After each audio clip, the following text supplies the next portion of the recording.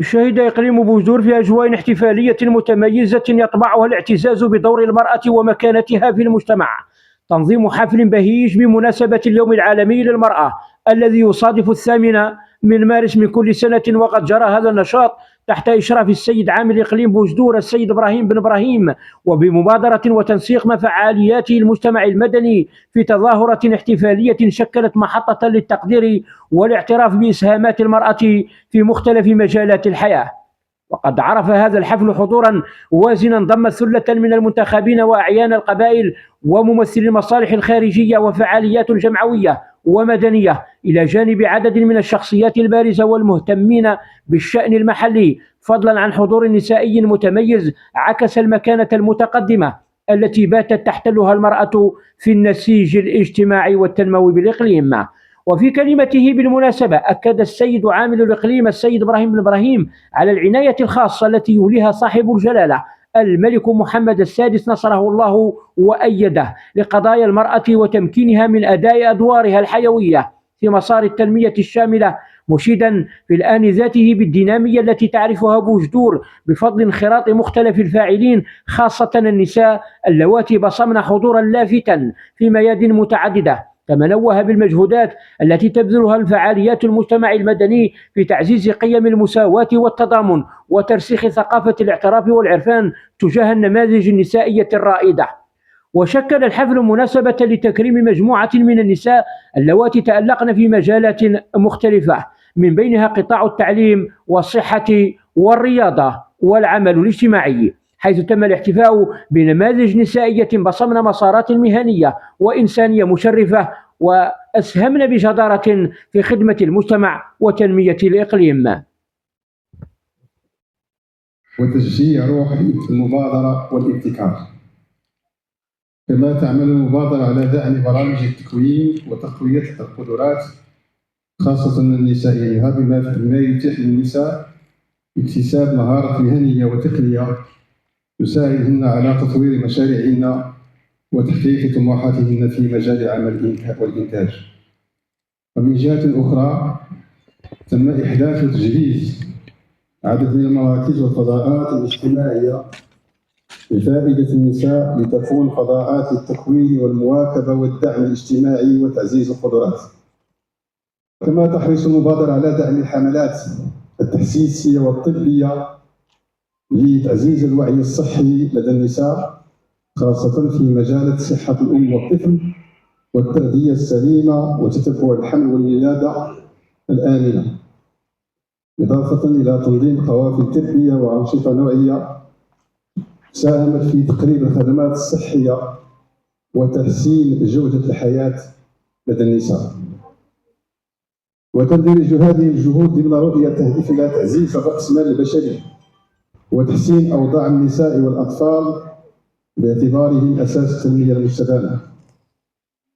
كما تشكل هذه المناسبة وقد جرى تسليم دروع وشهادات تقديرية للمحتفى بهن وسط أجواء مفعمة بالفخر والاعتزاز، تعبيرا عن الامتنان لما قدمنه من عطاء وتفاني في أداء رسالتهن. وتخللت فقرات الحفل عروض فنية وثقافية وكلمات بالمناسبة أبرزت جميعها أهمية الاعتراف بدور المرأة كشريك أساسي في البناء والتنمية، كما سلطت الضوء على النجاحات التي حققتها المرأة المغربية بفضل الإرادة القوية والدعم المؤسسات المتواصل.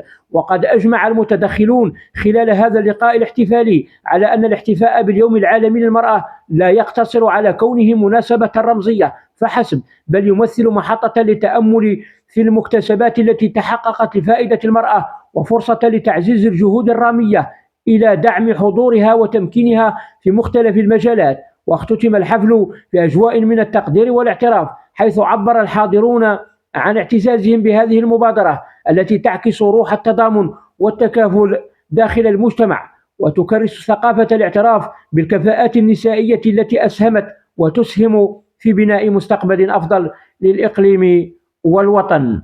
أحمد الأحمدي لجريدة مرسول بريس من المركز الثقافي قاعة الندوات مدينة بوجدور. مشاركتي اليوم في المركز الثقافي لمنظمة عملات إقليم بوجدور في إطار المبادرة الوطنية للتنمية البشرية باحتفالا باليوم العالمي للمرأة. أنا اليوم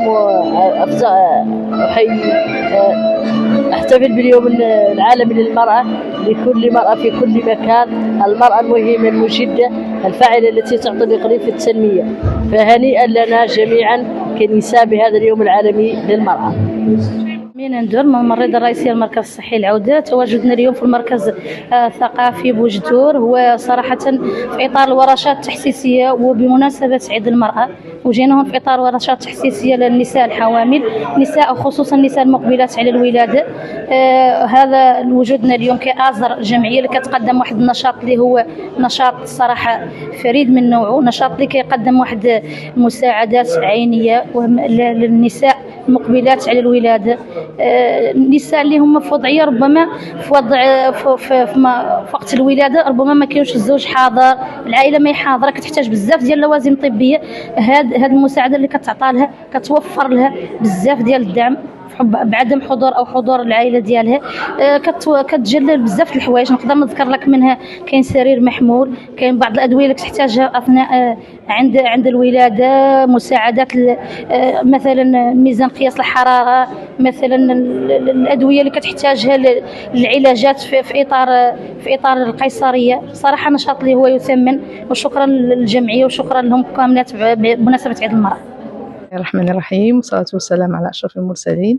معكم الأستاذة حياة عبيد، متصرفة تربوية، رئيسة مكتب الأنشطة بالمديرية الإقليمية لوزارة التربية الوطنية. كما عينتم معنا اليوم الفعاليات الإعلامية، كان لنا موعد مع حفل بهيج برئاسة السيد عامل إقليم بوجدور بمناسبة اليوم العالمي للمرأة. كان فرصة سانحة للتذكير بإنجازات المرأة المغربية عامة والبوجدورية على وجه الخصوص، وبالدعم الدائم للمبادرة الوطنية للتنمية البشرية للمرأة البوجدورية. كذلك كانت فرصة لتكريم نساء بوجدور في مختلف القطاعات بما فيها التعليم، الصحة، التعاون الوطني، الصناعة والتجارة، وكذلك الثقافة. بالنسبة للمركز الثقافي كانت التفاتة طيبة جدا لمهندسات النظافة. بالنسبة أيضا للممرضات تم انتقاء ممرضتين نظرا لمشوارهما المهني المتميز. كذلك بالنسبة للتعليم ممثلة عن كل سلك وإدارية بالمديرية الإقليمية، مشوارها تجاوز 30 سنة، 3 عقود، وكان لها شرف تسلم وسام ملكي، أجل وسام ملكي، نظير اشتغالها بجدية بتفان. 10 أو 11 مديرا إقليميا تعاقبت في الاشتغال معه، ونموذج للمرأة الناجحة. عموما أقول تحية لكل نساء المغرب، تحية لكل نساء بوجدور. أنتن العيد، أنتن الحياة، أنتن الوطن، أنتن السكن، بكن لا تستقيم الحياة، فكل عام وأنتن بألف خير، لأنكن أنتن الخير كله. والسلام عليكم. بسم الله الرحمن الرحيم. كنتشرف اليوم بالحضور ديالي لحفل تكريم رائدات إقليم بوجدور احتفاء باليوم العالمي تحت شعار نساء رائدات شركات في بناء التنمية الواعدة. وكنتمنى التوفيق لجميع نساء العالم والمغربيات بالخصوص، ونساء إقليم بوجدور بالخصوص. نتمنى لهم النجاح والتوفيق في جميع الميادين إن شاء الله، وشكرا. بسم الله الرحمن الرحيم. محمد سالم الديماني، رئيس مصلحة الدفع بالرأس المال البشري للأجيال الصاعدة. يعني احتفالا بعيد المرأة اللي كيصادف 8 مارس من كل سنة، ارتأت المبادرة الوطنية للتنمية البشرية على عادتها في السنوات السابقة على أن تخصيص هذا اليوم للمرأة، وبالأخص من خلال هذا الحدث المرأة الحامل اللي تم تخصيص لها واحد العدة اللي كتضم أدوية ولوازم طبية وشبه طبية، وكذلك بعض اللوازم اللي كتهم البيبي ديالها، واللي يعني هذا رفع واحد العبء اللي ربما يعني كيساعد النساء اللي في وضعية هشاشة على أنها تكون واجدة للوضع. وكذلك منه واحد كنمروا رسائل تحسيسية اللي منها ضرورة الوضع في وسط طبي، ضرورة يعني الالتزام بالكشوفات الطبية الدورية اللي كتهم المرأة الحامل، وكذلك تعزيز الرضاعة الطبيعية وبالأخص الرضاعة الحصرية لمدة 6 أشهر، وغيرها من الرسائل اللي كتهم صحة الأم والطفل والرقي بهذا الجانب اللي كيهم يعني الاهتمام برأس المال البشري وبتحسين مؤشرات التنمية البشرية بالمغرب.